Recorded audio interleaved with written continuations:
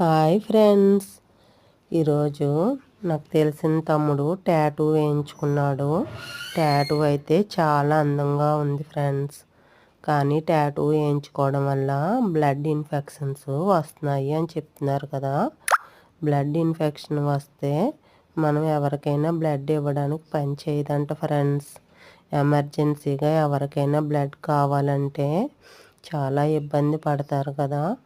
అందుకని యూత్ అంతా ఆలోచించి వేయించుకోండి ఫ్రెండ్స్. టాటూ వేయించుకుంటే హెచ్ఐవి కూడా వస్తుంది కదా ఫ్రెండ్స్. అందుకని కేర్ తీసుకోండి. మీకు నా వీడియో నచ్చితే లైక్ చేసి షేర్ చేసి కామెంట్ చేయండి ఫ్రెండ్స్.